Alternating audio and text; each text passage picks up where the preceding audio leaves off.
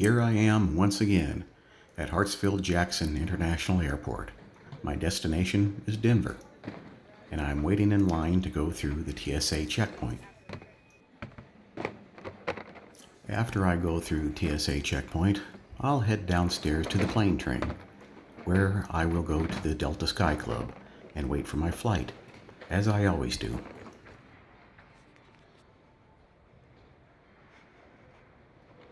As I go through this rigmarole, I will share with you 10 stereotypes about Atlantans that are true, in no particular order. Atlantans are masters of Southern hospitality. Even in Atlanta, people seem to be nicer, once they get out of traffic, that is. And if a lady says, "Well, bless your heart," she's actually putting you down in the nicest way possible. That's hospitality.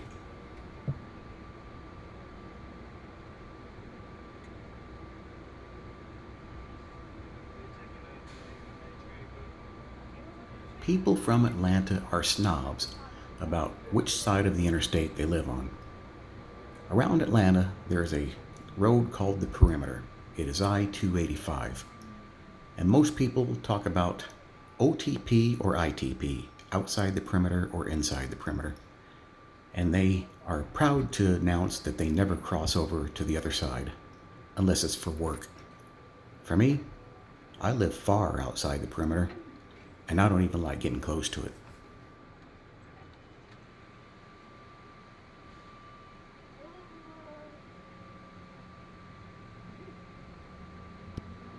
Everyone in Atlanta is a sweet tea addict, but not me. Sweet tea is the signature drink of the South. If you order iced tea in Atlanta, you will automatically receive sweet tea with a lemon slice, unless you say you want unsweet tea.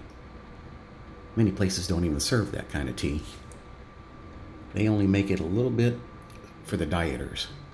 But as for me, I don't get it. Why put sugar in tea? No thanks.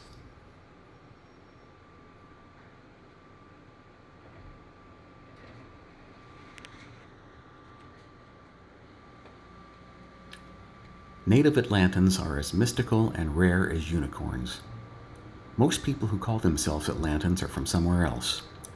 The rarest of encounters among Atlantans is that of a transplant resident meeting a born and raised resident of the city. It's like encountering a rare wildebeest in its native habitat.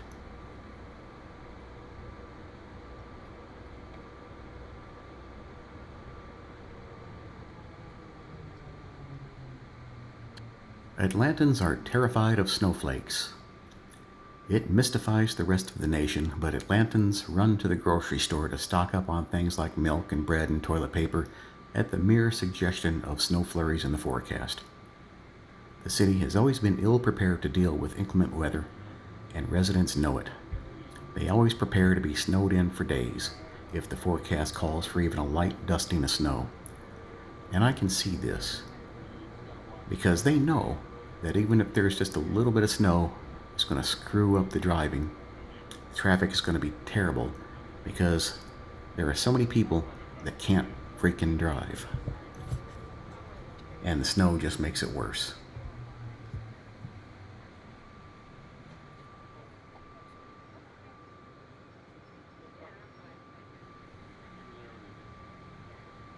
Everybody and their mother in Atlanta is a foodie. From the fine dining and high-end gastropubs to plenty of inventive casual dining spots, hungry Atlantans like their food options. The city also has relaxed restrictions on food trucks, so the dining scene has gone mobile. There's even a food truck park with a bonanza of culinary delights that Atlantans flock to 7 days a week.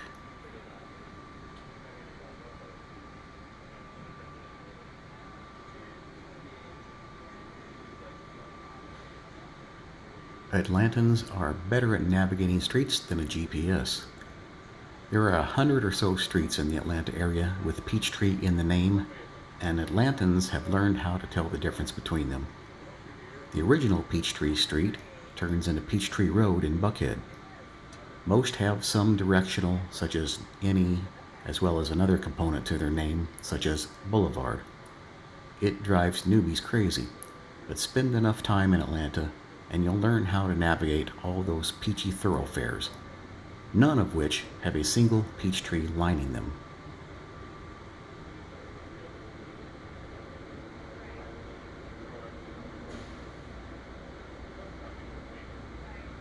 Everyone in Atlanta thinks Atlanta is, in fact, Georgia.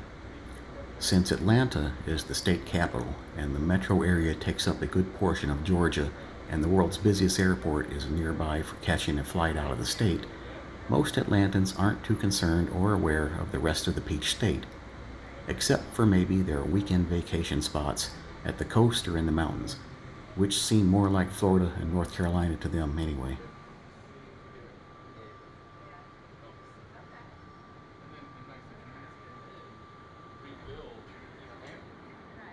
Atlantans are flip-floppers when it comes to MARTA. Atlantans like to complain about public transit in the city, and the complaint usually goes something like, MARTA doesn't go where I need it to go. Until friends and relatives visit, then they're happy to tell them how convenient it is to take the train from the airport to the station nearest to their house where they can pick them up. Yeah, this is true. Whenever I need to go to the airport, I don't go directly to the airport. I have somebody drop me off at the MARTA station in Doraville, and then I'll ride the train from Doraville down to the airport.